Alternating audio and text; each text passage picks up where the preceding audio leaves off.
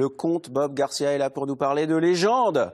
Tremblay, comment ça va, Bob? Salut Christophe. Ça va bien? Ouais, ça fait beaucoup le conte Bob Garcia, je trouve. Ouais, non mais je trouvais que ça... Mais quoi que j'aime bien raconter. D'un seul coup, ça, pam, tu vois. Le conte au niveau du je raconte, ça va. Bien sûr, le conteur, le conteur Bob le Garcia, conteur. voilà. Alors aujourd'hui, vous avez décidé de nous parler des contes et des légendes de nos régions. Elles sont très nombreuses. Ceci explique ça. À l'origine, c'était quand même tout ça basé sur l'oralité. C'est ce qu'on se racontait au coin du feu. L'oralité, effectivement, on se racontait des histoires pour se faire peur ou pour conjurer ou voilà des On ne connaissait pas ce qui se passait dans le bois d'à côté, Exactement. dans le village d'à côté. Il faisait sombre, il n'y avait pas beaucoup de lumière, ça cogitait. Ouais. On voyait quelqu'un qui passait avec une peau de bête sur la tête et puis on se disait mais il a été attaqué par un loup. Non, non, pas du tout. Il me fait peur. Vous avez vu vous êtes drôle de voisin, vous. Il avait juste un manteau et c'était le loup-garou. C'est l'origine, par exemple, vous voyez. Et alors après, on apprend avec ce plat, tiens, justement, on va commencer par celui-là, qu'il y a eu les loups-garous, mais il y avait aussi des tas d'autres garous. Le cochon-garou, rien à voir avec le garou qu'on connaît. Non, pas celui qui chante, non. Pas du tout. Mais voilà, on apprend tout un tas de légendes incroyables avec ces éditions des régionalismes qui ont publié pas moins de 800 livres sur ces sujets-là. C'est-à-dire de l'histoire, ça passionne de la légende, légende. Les contes, voilà. les légendes, évidemment. Voilà. Alors là, on est en Poitou, dans les Charentes et en Vendée.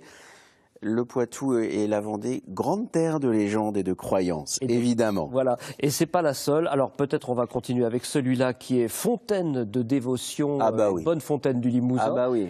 Où là, dès le Moyen-Âge, ou même avant d'ailleurs, il y avait des fontaines qui avaient été baptisées ou qui avaient des pouvoirs supposés, qui avaient été, disons, instaurés par les druides, etc. Et à l'arrivée du christianisme, le christianisme a dit non, non, on n'en veut pas de tout ça, ils ont changé tous les noms, et toutes ces fontaines portent des noms de saints. Exactement, c'est vrai ça. Cela, et voilà, c'est les Alors, fontaines. vous savez que moi j'ai fait beaucoup de reportages sur les bonnes fontaines parce que c'est très prégnant hein, en Limousin et un peu en Charente-Limousine aussi.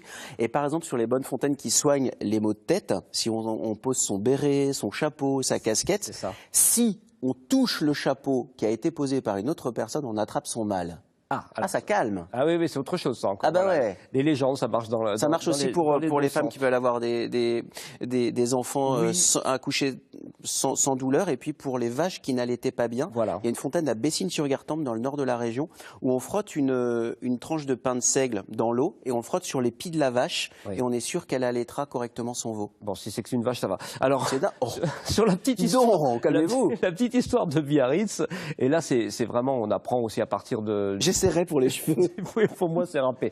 À partir du Moyen-Âge, Biarritz a été un port qui accueillait les baleiniers. Enfin, ça, c'est un petit peu après le Moyen-Âge, mais c'est une cité très ancienne et qui a connu une histoire incroyable, chaotique au cours des années, qui tombait complètement en déliquescence à une époque et puis qui est revenue à la mode dans les années 1900. Donc, c'est passionnant, c'est plein d'iconographie. On aime se raconter des histoires. Voilà. Et ça, c'est un intérêt aussi de cette collection, là, chez les régionalistes, c'est que c'est bourré de photos, d'images, d'iconographie, on apprend énormément de choses rien qu'en regardant ces photos-là. Quand vous parlez des éditeurs régionalistes, c'est important parce que finalement, des grandes maisons d'édition nationales s'intéressent assez peu à nos contes et légendes de nos régions. Heureusement qu'ils sont là pour le faire. Ils sont là, 800 livres, et apparemment ils continuent à en publier, donc le sujet semble assez intarissable. Comme celui que vous offrez aujourd'hui, Bob, sur les contes et légendes des Charentes aussi, par exemple. Là aussi, il y en a. Exactement, pareil, sur les Charentes.